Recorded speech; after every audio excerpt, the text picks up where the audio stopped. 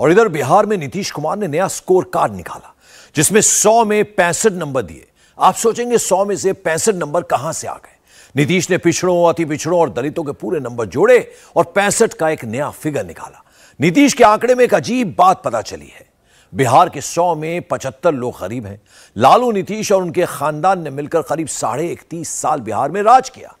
वो अब भी प्रधानमंत्री बनने का सपना संजो रहे हैं। उन्होंने बिहार के लिए क्या क्या किया ये खुद ही बता दिया। बाकी बात इस रिपोर्ट में देखिए।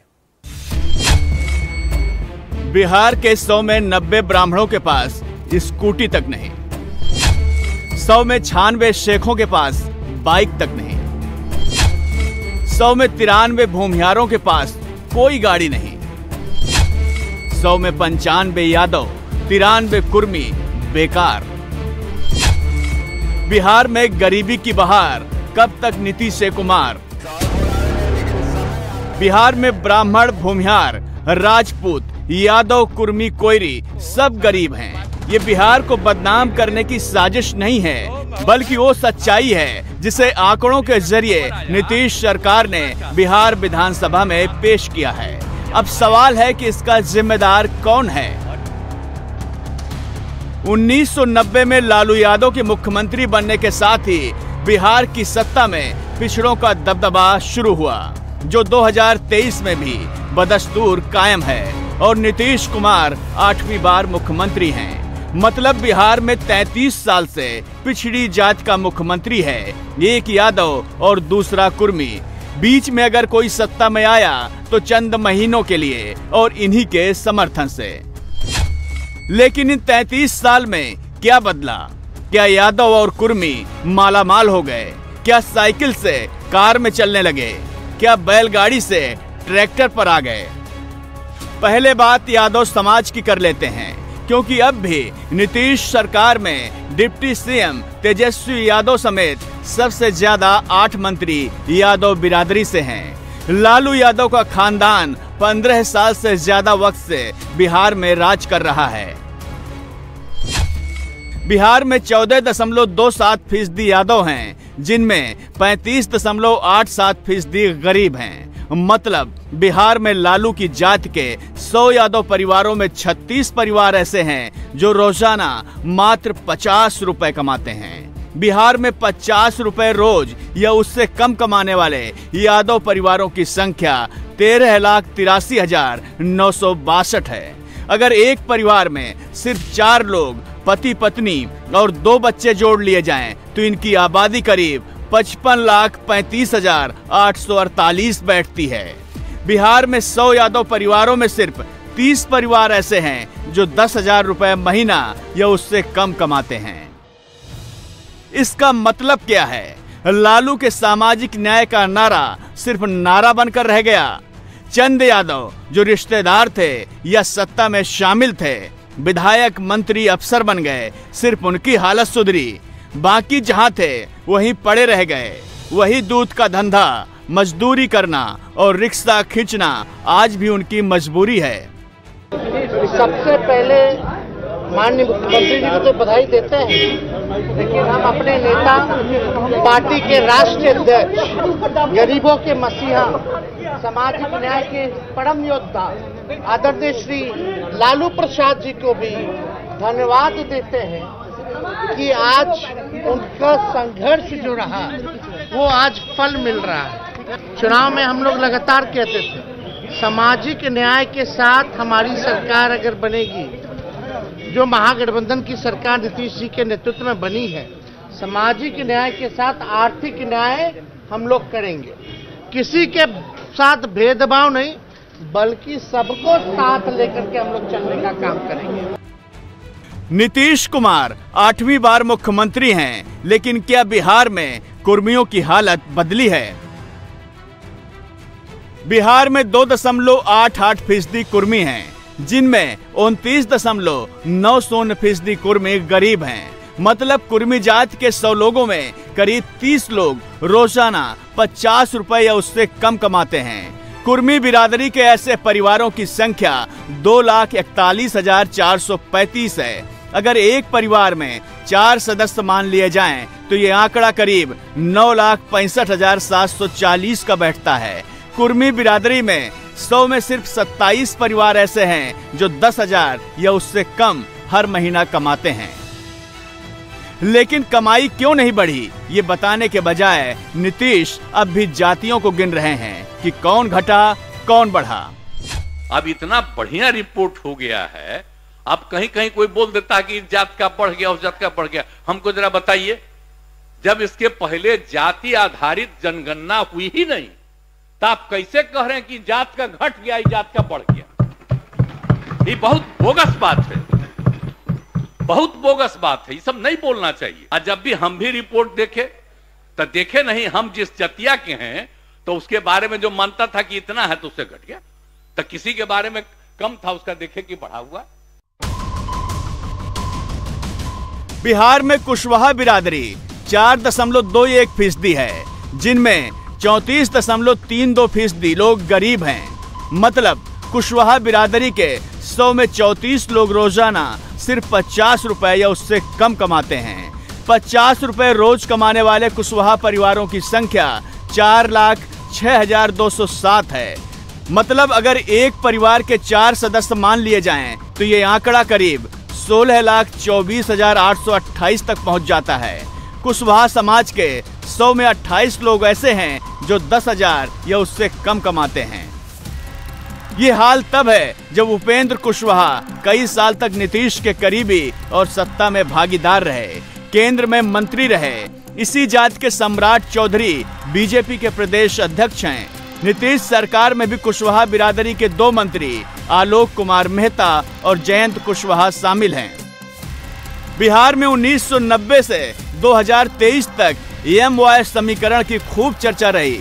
लालू इसी समीकरण को साध कर सत्ता के शिखर तक पहुंचे। लेकिन M यानी मुसलमानों का क्या हुआ? शेख, पठान और सैयद की माली हालत कितनी सुधरी? बिहार के 100 में से 26 शेख ऐसे हैं जो रोजाना 50 रुपए पर जीवन यापन कर रहे हैं। 100 में 22 पठान ऐसे हैं जिनकी रोजाना कमाई सिर्फ 50 रुपए है। बिहार के 100 में 18 सैयद ऐसे हैं जो रोजाना 50 रुपए पर गुजारा करते हैं।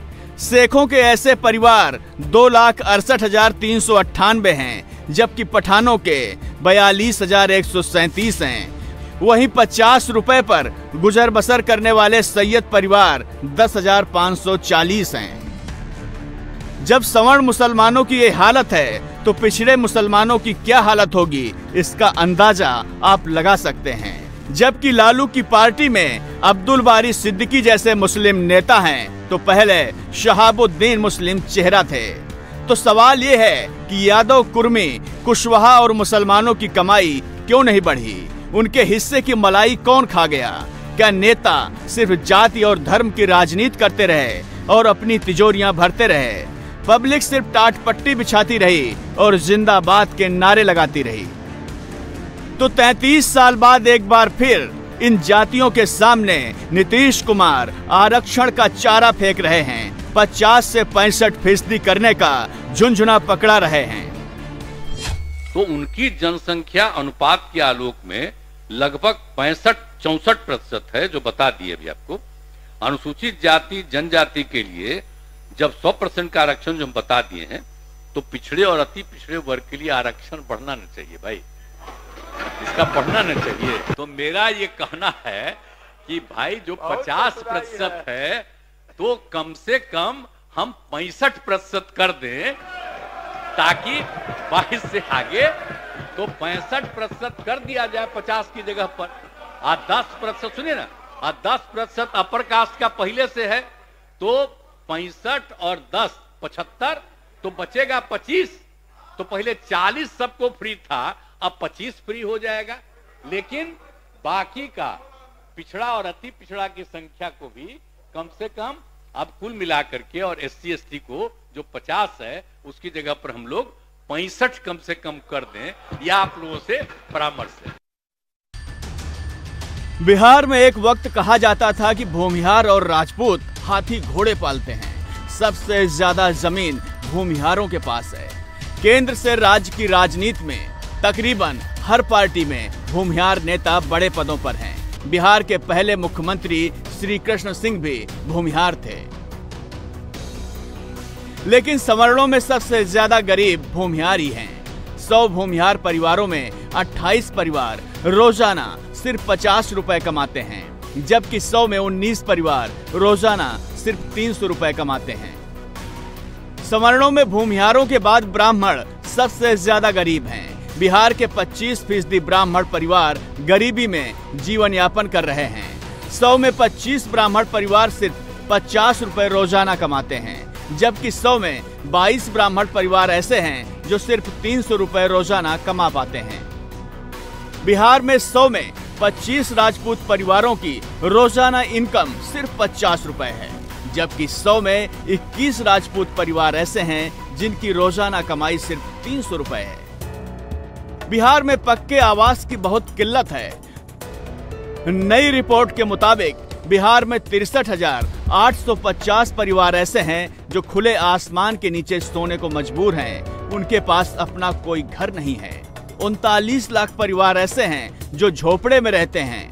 बिहार के 100 में सिर्फ 59 परिवारों के पास पक्का मकान है।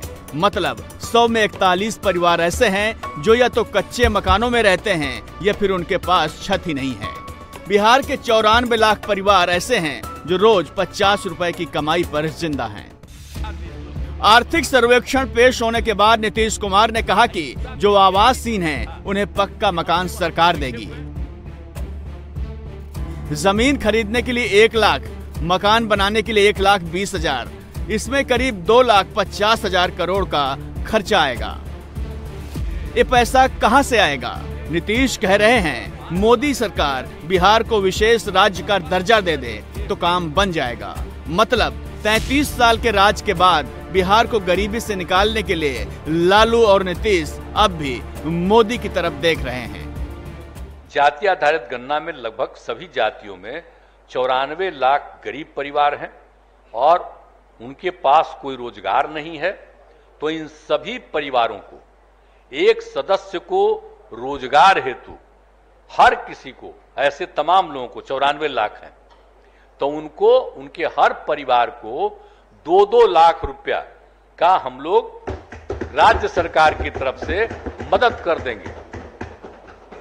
ऋण नहीं, उनको मदद कर देंगे। 29 लाख परिवार झोपड़ियों में रह रहा है, तो उसके लिए सबको, जो भी झोपड़ी में, हर परिवार को, उसको तो है, जमीन है ही है, तो उसको सबको हम लोग 1,20,000 रुपया दे करके कहेंगे कि भाई घर ठीक बना दो। दोनों योजनाओं कार्यक्रमों में लगभग 2,50,000 करोड़ रुपए लगेंगे। अगर बिहार को विशेष राज्य का अगर दर्जा मिल जाए तब आप जानते हैं, तब तो 5 साल नहीं, 2 साल, 2.5 साल में सबका घर बन जाएगा। बिहार, जिसे देश की गति और प्रगति का इंजन माना जाता है, वहां सवर्ण, पिछड़े, अति पिछड़े या दलित हों, 90% लोग पैदल हैं। मतलब उनके पास स्कूटी और बाइक तक नहीं है। 100 में 92 ब्राह्मण जिनके पास कोई वाहन नहीं है। 100 में 90 भूमिहारों के पास कोई गाड़ी नहीं है। 100 में 91 राजपूतों के पास कोई गाड़ी नहीं है। 100 में 85 कायस्थों के पास अपना कोई वाहन नहीं है। 100 में 96 शेखों के पास कोई गाड़ी नहीं है। 100 में 96 पठानों के पास भी कोई गाड़ी नहीं है। 100 में 93 सैयद के पास अपनी गाड़ी नहीं है। 100 में 95 यादव ऐसे हैं जिनके पास कोई गाड़ी नहीं है। 100 में 94 कुशवाहा और कुर्मी ऐसे हैं जिनके पास अपनी कोई गाड़ी नहीं है। 100 में 92 बनिया परिवारों के पास अपना कोई वाहन नहीं है। 100 में सिर्फ 7 ब्राह्मण परिवार ऐसे हैं जिनके पास बाइक या स्कूटी है, जबकि 8 भूमिहार परिवारों के पास ही दोपहिया वाहन है। 100 में 7 राजपूत परिवारों के पास बाइक है, जबकि 11 कायस्थ परिवार ऐसे हैं जिनके पास दोपहिया वाहन है। बिहार में सबसे ज्यादा कारें कायस्थ परिवारों के पास हैं। 100 में 4 कायस्थ परिवार ऐसे हैं जिनके पास कार है, जबकि 100 में 1 ब्राह्मण परिवार के पास कार है। 100 में 2 भूमिहार परिवारों के पास कारें हैं। 100 में 2 राजपूत परिवारों के पास कारें हैं। पिछड़ों में सिर्फ बनिया हैं, जिनमें 100 में 1 परिवार के पास कार है। यादव, कुर्मी और कुशवाहा का आंकड़ा 1 के नीचे है। बिहार में 94 लाख ऐसे परिवार हैं जिनके पास कोई रोजगार नहीं है। 100 में 34 परिवार सिर्फ 50 रुपए रोजाना पर जिंदा हैं। बिहार में 50,000 रुपए महीना कमाने वाले 100 में 4 से भी कम हैं। नीतीश ने गरीबी की एक वजह बढ़ती जनसंख्या को बताया, लेकिन जनसंख्या नियंत्रण के बारे में जिस अंदाज में उन्होंने कहा, उससे बीजेपी एमएलसी निवेदिता सिंह वहीं रोने लगी। हालांकि बाद में तेजस्वी यादव ने नीतीश का बचाव किया, लेकिन बीजेपी प्रदेश अध्यक्ष सम्राट चौधरी ने उस पर घोर आपत्ति जताई। आदरणीय नीतीश बाबू से हाथ जोड़कर आग्रह किया कि आप क्या बोल रहे हैं। लोकतंत्र में जहां यहां बहनें बैठी हो और जिस तरह का हम लोग तो बार बार कह रहे थे कि आप गार्जियन हैं, इस तरह का बयान मत दें, लेकिन नीतीश कुमार जी को क्या हो गया है पता नहीं चल पा रहा। देखिए, मैं तो ये कह रहा हूं कि जब तक हमारे साथ थे तो तब तक तो ठीक ही लग रहे थे। ये पता नहीं राजद वाले लोगों ने क्या कर दिया है नीतीश बाबू के साथ, क्या कर दिया है। अब तो ये तो जांच का विषय है ना। एक समय देश के 4 बड़े राज्यों बिहार, यूपी, राजस्थान और मध्य प्रदेश को बीमारू राज्य कहा जाता था, लेकिन यूपी को योगी, राजस्थान को गहलोत और एमपी को शिवराज चौहान ने गति दी और बीमारू प्रदेश की कैटेगरी से बाहर निकाल लिया। लेकिन बिहार अब भी बीमारू प्रदेश की टैगलाइन को तोड़ नहीं पाया है।